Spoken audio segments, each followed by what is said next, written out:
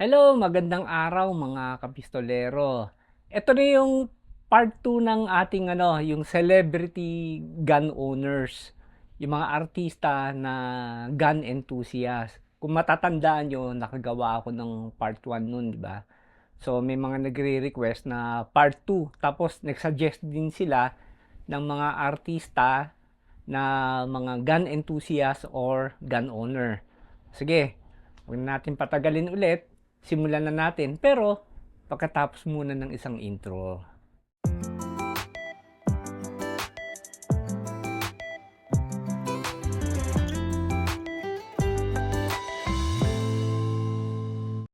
At ito, unahin muna natin ang mag-amang Lapid.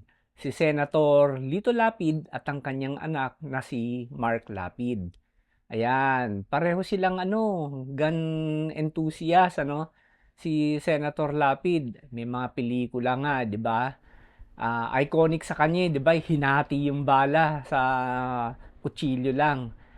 Okay, pangalawa sa listahan naman natin, si Congressman Richard Gomez.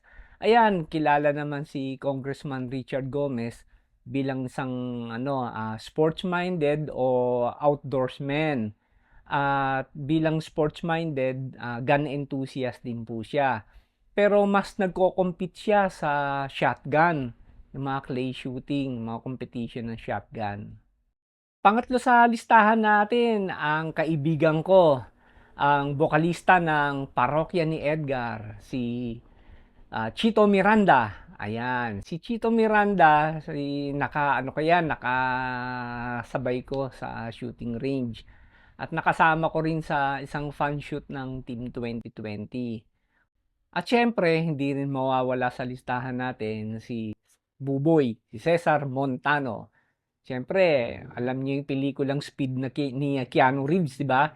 Siya yung parang Pinoy version ni Keanu Reeves sa Speed.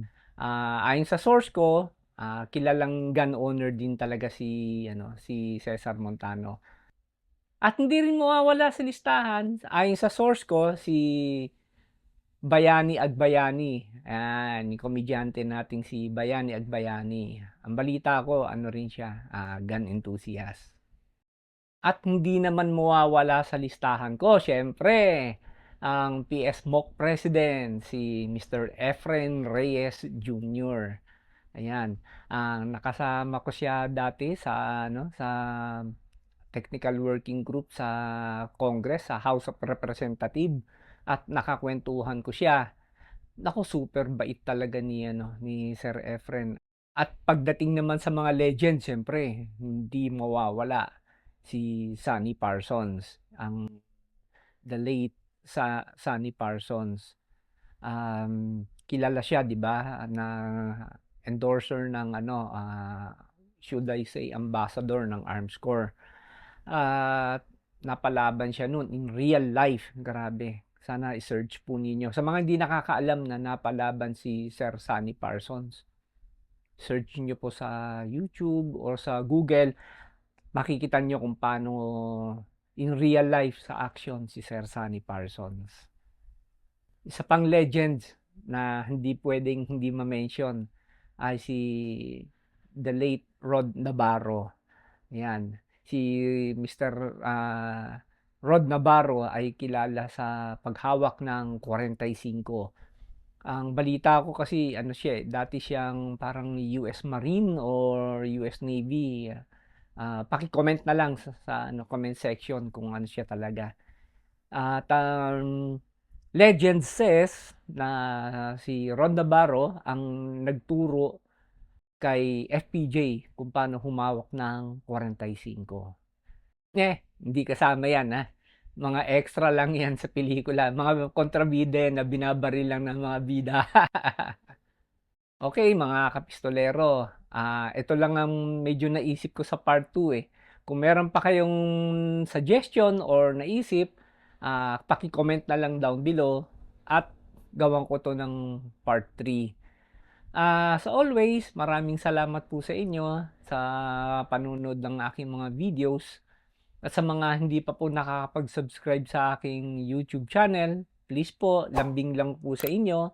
paki-subscribe na lamang po, and sa mga nga pala, yung mga nag-follow sa akin sa Facebook ano, nakalagpas na tayo ng 10,000 followers. Maraming salamat, talagang maraming salamat sa inyo. Ano na 'yun, achievement po 'yun. Kundi dahil sa inyo hindi naman 'to maaabot. At, oo nga, bago ko makalimutan, Sir Dino ng Lynx Firearm, maraming salamat sa cup na ibinigay ninyo. Saludo, Sir Dino. Okay, di ko na patagalin 'to. Maikli lang naman 'tong video na 'to 'no. As always, maraming maraming salamat sa inyo, sa mga subscribers, sa mga followers.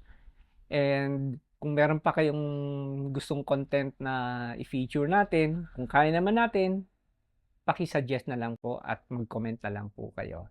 And as always, lagi ko sinasabi, be a responsible gun owner and to God be the glory.